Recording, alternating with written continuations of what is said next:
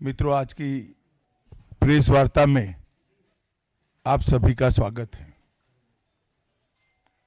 विगत सप्ताह में संसद में लोकसभा और विधानसभा, राज्यसभा दोनों जगह संविधान को स्वीकार किए हुए 75 साल के मौके पर संविधान की रचना, संविधान निर्माताओं का योगदान और संविधान में प्रस्तावित किए गए आदर्शों पर एक गौरवमयी चर्चा का आयोजन संसद के द्वारा किया गया। वो चर्चा में 75 साल की देश की गौरव यात्रा, विकास यात्रा और उपलब्धियों की भी चर्चा होनी थी।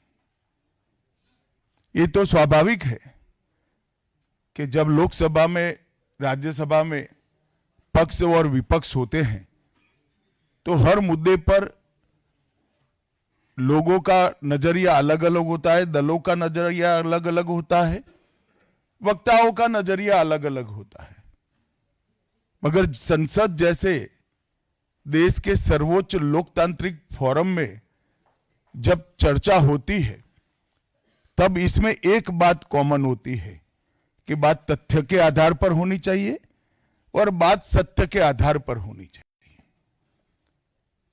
कल से कांग्रेस पार्टी ने जिस तरह से तथ्यों को तोड़ मरोड़ कर रखने का प्रयास किया है, ये अत्यंत निंदनीय है और मैं इसकी निंदा करना चाहता हूं।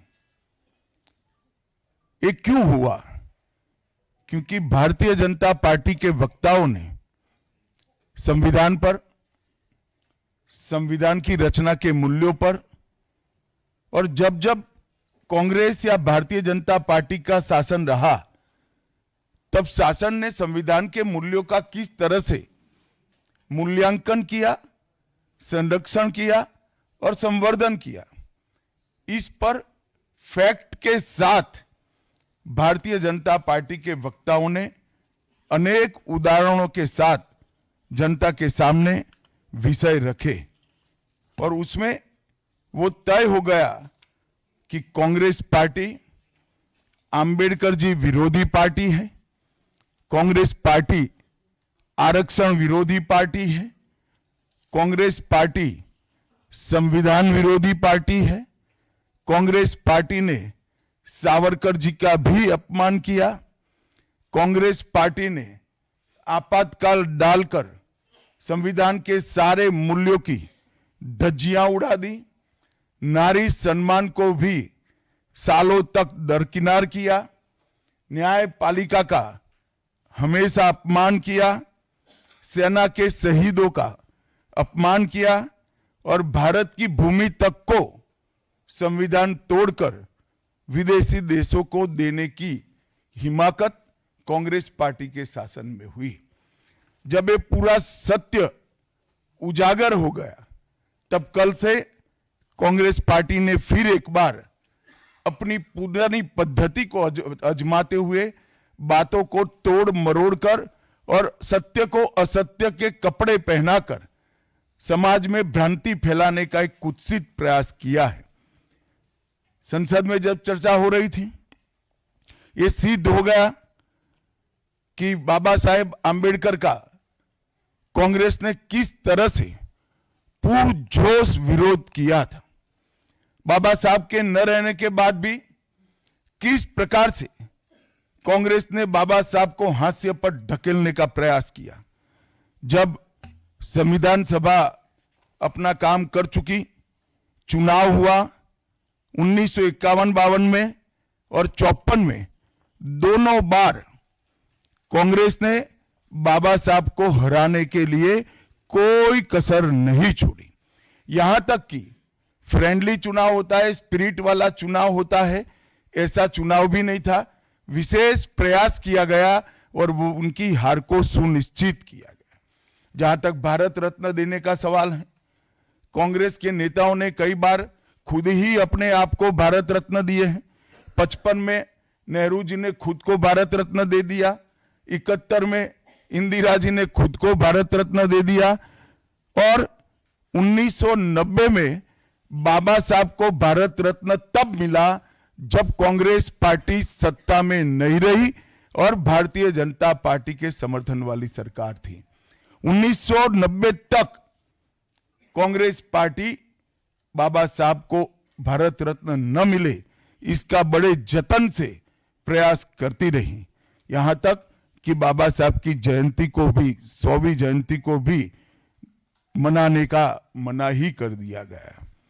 नेहरू जी की अंबेडकर जी के प्रति नफरत जग जाहिर है।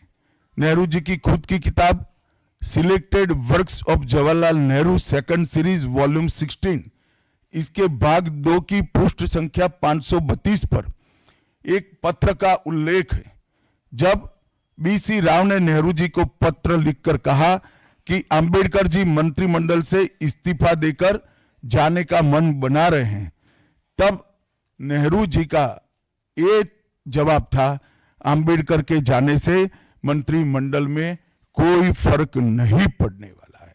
अंबेडकर जी के महान योगदान का मूल्यांकन जवाहरलाल जी किस तरह से करते थे, इससे बड़ा कोई उदाहरण नहीं हो सकता। जब पंडित जी की एक और किताब को पढ़ते हैं, लेटर टू चीफ मिनिस्टर में एक उल्लेख है, बंबई के मेयर ने एक पत्र में बाबा साहब के अंबेडकर के जन्मस्थान महू में उनका स्मारक बनाना चाहिए ऐसा सुझाव दिया। 18 जून 1959 को पंडित जी ने कहा, सरकार के लिए स्मारक स्थापित करना बिल्कुल सामान्य बात नहीं होगी, आमतौर पर स्मारक निजी पहल से किया जाता है। अपने परिवार के चाहे कोई भी सदस्य हो, नेहरू जी हो, इंदिरा जी हो, संजय गांधी हो, राजीव गांधी हो, कई सारे लोगों के लाखों स्मारक देश के अंदर बनाने वाले परिवार के मुखिया कहते हैं कि आमतौर पर निजी पहल पर स्मारक बनाया जाता है, क्योंकि ये स्मारक B.R. आम्बेडकर जी का था। मित्रों, जब एक दूसरा उदाहरण मैं देना चाहता हूं, एक सर्वदलीय मंत्रिमंडल पहली देश की कैबिनेट बनी जिसमें बाबा साहेब आम्बेडकर भी सदस्य थे, नेहरू जी प्रधानमंत्री थे। नेहरू जी की किताब selected works of Jawaharlal Nehru में एक और उल्लेख आता है, नेहरू जी के आश्वासन के बावजूद आम्बेडकर जी को कोई महत्वपूर्ण विभाग नहीं दिया गया और ये स्पष्ट इसके अंदर उल्लेख है कि सरकार की नीतियों, विशेषकर विदेश, रक्षा और अनुसूचित जाति और जनजाति से जुड़ी हुई नीतियां और 370 के खिलाफ आम्बेडकर जी थे। जब एक और कांग्रेस पार्टी है, बाबा साहेब आम्बेडकर का कोई स्मारक जब तक कांग्रेस सत्ता में रही बड़ा नहीं बना। जहां जहां विपक्ष की सरकारें आती गई, स्मारक बनते गए। भारतीय जनता पार्टी की सरकारों ने और नरेंद्र मोदी जी की सरकार ने बाबा साहब के जीवन के संबंधित पंच तीर्थ का विकास किया।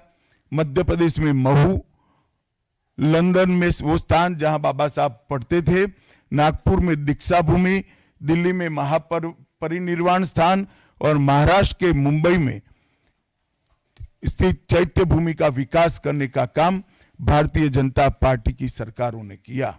19 नवंबर 2015 को नरेंद्र मोदी जी ने अंबेडकर जी के सम्मान में 26 नवंबर को संविधान दिन घोषित किया। डॉक्टर अंबेडकर इंटरनेशनल सेंटर की स्थापना भी की। 2018 में प्रधानमंत्री नरेंद्र मोदी जी ने महापरिनिर्वाण स्थल पर डॉक्टर अंबेडकर स्मारक का उद्घाटन किया, जो लगभग 2 एकड़ में फैला है। मित्रों, मैं आज जब आप सबके सामने उपस्थित हुआ हूं, तब राज्यसभा में मेरे बयान को तोड़ मरोड़ कर पेश किया गया। मेरा मीडिया के सभी मित्रों से आग्रह है, कांग्रेस ने सार्वजनिक जीवन में ये जो पद्धति की है कि बयानों को तोड़ मरोड़ कर पेश करना, हो हल्ला मचाना और भ्रांति खड़ी करना। पहले उन्होंने नरेंद्र मोदी जी के भी एडिटेड बयानों को सार्वजनिक किया। चुनाव जब चल रहा था, मेरे बयान को एआई का उपयोग कर एडिट किया गया और पूरे देश में इसको प्रसारित करने का घृणित काम किया गया। और आज अंबेडकर जी के लिए मेरी बात को तोड़ मरोड़ कर वो पेश कर रहे हैं। मैं स्पष्टता के साथ कहना चाहता हूं, मीडिया को विनती भी करना चाहता हूं कि मेरा पूरा बयान जनता के सामने रखिए। मैं वो पार्टी से आता हूं जो पार्टी कभी अंबेडकर जी का अपमान नहीं कर सकती। पहले जनसंघ और फिर भारतीय जनता पार्टी ने हमेशा अंबेडकर जी के सिद्धांतों के आधार पर चलने का प्रयास किया है। जब जब भारतीय जनता पार्टी शासन में रही, अंबेडकर जी के सिद्धांतों का हमने प्रचार किया है, प्रसार किया है। आरक्षण को और मजबूत करने का काम भारतीय जनता पार्टी ने किया है। इन्होंने जिस प्रकार से आरक्षण को भी विरोध किया, वो भी हम सब जानते हैं। पिछड़ा वर्ग आयोग, काका साहेब कालेलकर आयोग 53 में बना, 55 में रिपोर्ट आई, आज तक वो रिपोर्ट को लागू नहीं किया गया। 31 दिसंबर 1980 को मंडल आयोग बना, मंडल आयोग की रिपोर्ट आई। 80 में इंदिरा जी ने मंडल आयोग को ठंडे बस्ते में डाल दिया। 90 में जब गैर कांग्रेसी सरकार आई, तब मंडल आयोग की रिपोर्ट लागू हुई। उस वक्त राजीव गांधी विपक्ष के नेता थे और जब मंडल आयोग की रिपोर्ट लागू हुई, प्रस्ताव संसद में आया, राजीव जी ने अपने जीवन का सबसे लंबा भाषण ओबीसी के आरक्षण का विरोध करने के लिए किया। आज मैं फिर से एक बार आग्रह के साथ मीडिया को बताना चाहता हूं, सच्चाई को जनता तक पहुंचाना चाहिए। मेरी पूरी बात बहुत स्पष्टता के साथ, कोई कंफ्यूजन के बगैर राज्यसभा के रिकॉर्ड पर है। आज भारतीय जनता पार्टी के सैकड़ों कार्यकर्ताओं ने ट्वीट कर भी इस सत्य को लोगों के बीच में पहुंचाया है। और जिन्होंने जीवन भर बाबा साहेब का अपमान किया, जिन्होंने जीवन भर बाबा साहब के सिद्धांतों को दरकिनार किया, जिन्होंने जब तक सत्ता में रहे बाबा साहब को भारत रत्न मिलने नहीं दिया, जिन्होंने जब तक सत्ता पर रहे आरक्षण के सिद्धांतों की धज्जियां उड़ाई, वो लोग आज बाबा साहेब आंबेडकर के नाम पे भ्रांति फैलाना चाहते हैं। मैं कांग्रेस के अध्यक्ष खरगे जी को भी कहना चाहता हूं, खरगे साहब, आपका तो कम से कम दायित्व तो बनता है, क्योंकि आप उस वर्ग से आते हो जो वर्ग के लिए बाबा साहब आंबेडकर जी ने पूरा जीवन समर्पित किया। आपने कम से कम कांग्रेस के एक कुत्सित प्रयास में सपोर्ट नहीं करना चाहिए था। मुझे बड़ा दुख है कि आप भी राहुल गांधी जी के दबाव में इसके अंदर शामिल हुए हो। मित्रों, आज जब हम सब यहां बैठे हैं, मैं फिर से एक बार कहना चाहता हूं, कांग्रेस के पास इस संविधान के ऊपर की चर्चा में बाबा साहेब आंबेडकर विरोधी कांग्रेस है, इसका कोई जवाब नहीं बचा। संविधान विरोधी कांग्रेस है, इसका कोई जवाब नहीं बचा। कांग्रेस आरक्षण विरोधी है, इसका कोई जवाब नहीं बचा। कांग्रेस सावरकर विरोधी है, इसका भी कोई जवाब नहीं बचा। कांग्रेस ओबीसी विरोधी है, उसका भी कोई जवाब नहीं बचा। आपातकाल का पाप कांग्रेस के ही समय में हुआ, इसका भी कोई जवाब नहीं बचा। नारी सम्मान का विरोध भी कांग्रेस ने ही किया, वो प्रस्तापित हो गया। न्यायपालिका का अपमान ही कांग्रेस ने ही किया, वो भी प्रस्तापित हो गया। भारत की भूमि को भी संविधान को दरकिनार कर विदेश को सौंपने का पाप भी कांग्रेस ने ही किया, ये भी प्रस्तापित हो गया। तब फिर से एक बार चिर परिचित अपनी पुरानी नीति पर कांग्रेस आई है और उन्होंने मेरे बयान को तोड़ मरोड़ कर आधा ही दिखाकर जनता के सामने रखना और भ्रांति फैलाने का प्रयास किया है। कृपया मेरा पूरा बयान आप सभी लोग जनता तक पहुंचाइए तो दूध का दूध और पानी का पानी हो जाएगा। मैं उस पार्टी से आता हूं, उस संस्कृति से आता हूं जो स्वप्न में भी बाबा साहब के विचारों का या बाबा साहब के स्वयं का अपमान नहीं कर सकते।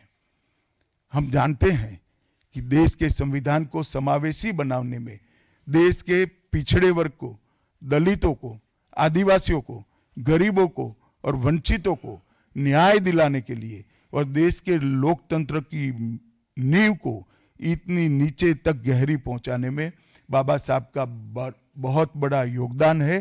पूरा देश बाबा साहब के प्रति कृतज्ञता व्यक्त करता है। कम से कम हम तो ऐसा नहीं कर सकते जिससे बाबा साहब का अपमान हो पाए।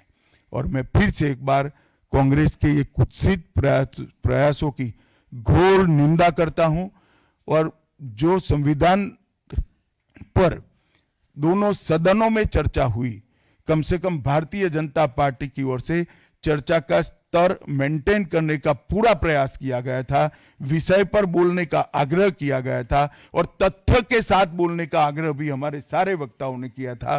वो सारे प्रयास पर कांग्रेस ने पानी फिरा है और मैं मानता हूं कि देश की जनता इसके इस प्रयास को भी जानती है, उनकी मानसिकता को भी जानती है और उनकी कार्य संस्कृति को भी जानती है।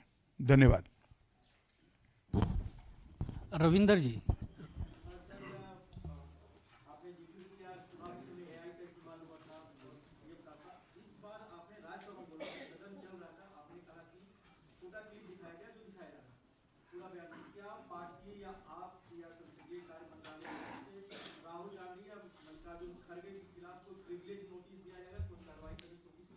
देखिए, मैं पार्लियामेंट के बारे में बाहर जवाब नहीं दे सकता, परंतु मैं इतना जरूर कह सकता हूं कि इसके सारे legal option Bharatiya Janata party तरासेगी।